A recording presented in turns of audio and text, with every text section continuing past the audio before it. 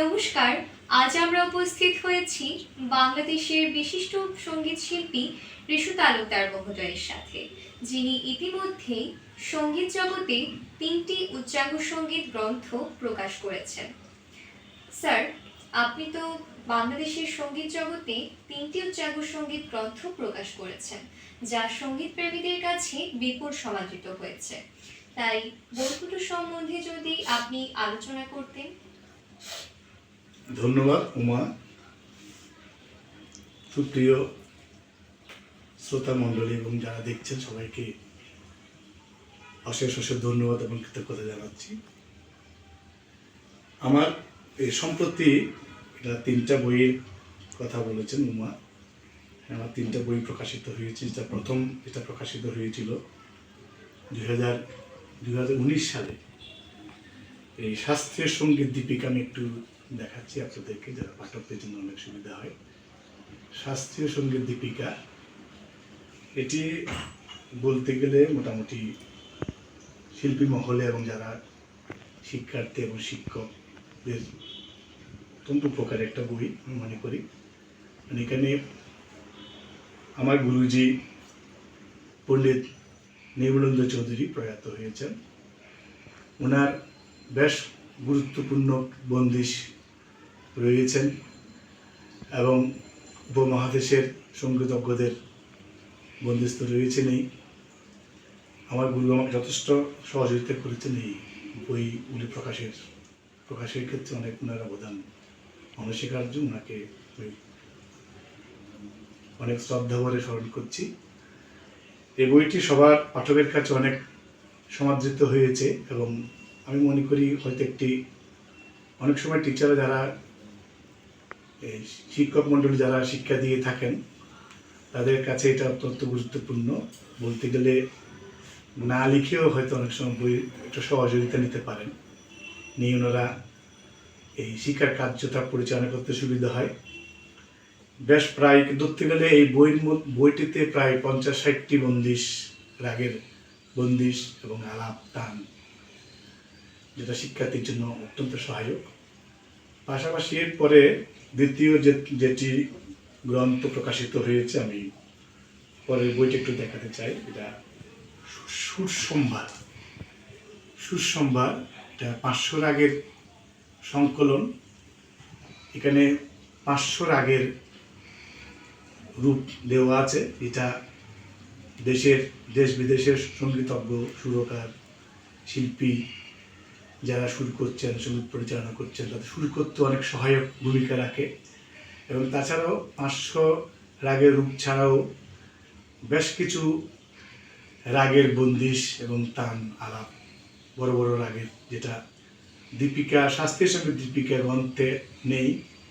এর অপোজিট যেটা ওইখানে যেটা নেই, তাই এটা অনেকখানি গুরুত্বপূর্ণ সহায়ক হিসেবে ভূমিকা রাখবে আমি মনে করি।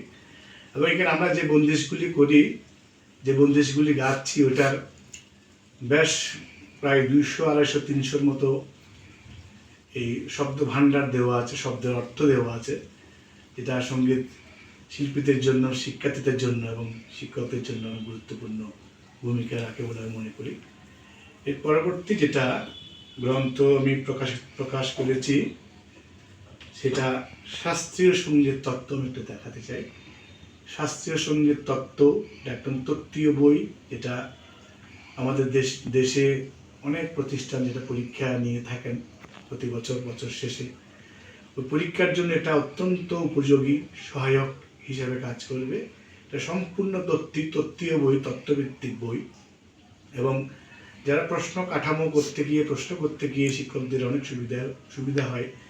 অনেক প্রায় এমসিকিউ প্রশ্ন এবং লিখিত প্রশ্নের ধারণা নমুনা দেওয়া আছে এবং অনেক প্রশ্নের এমসিকিউ প্রায় 300-400 প্রশ্নের উত্তর সহ দেওয়া আছে, প্রশ্ন দেওয়া আছে এবং এটা সম্পূর্ণ তত্ত্বীয়। আর এই বইগুলিতে বেশ কিছু তালের বর্ণনা, তাল দেওয়া আছে, যেটা হয়তো অনেক গ্রন্থে হয়তো পাচ্ছে না। এই 3টি বইয়ের মধ্যে অনেক তাল এবং শিক্ষকদের এবং শিক্ষার্থীদের অনেক গুরুত্বপূর্ণ ভূমিকা হতে পারে বলে আমি মনে করি। এই 3টি বই পাঠকের কাছে আমার মনে হয় সঙ্গীত শিক্ষার পাশাপাশি বা চর্চার পাশাপাশি একটা ভূমিকা রাখতে পারে বলে মনে করি।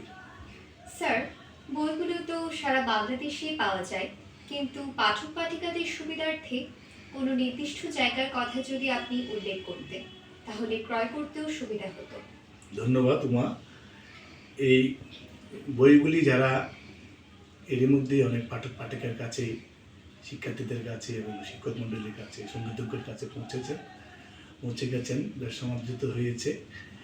আমি উমার কথার সূত্র ধরে একটু যদি স্পষ্ট করি, যেটা বাংলাদেশের যদি অনলাইনে যারা কিনতে চায় একদম ওরা ঘরে বসে পেতে পারেন।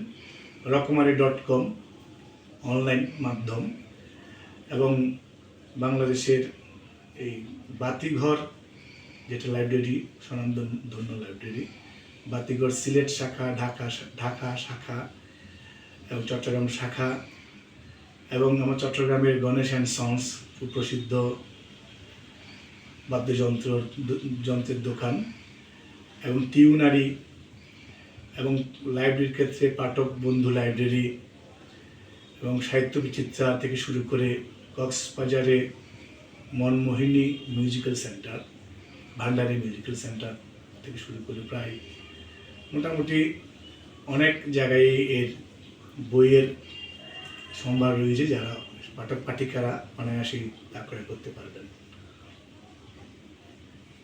ধন্যবাদ।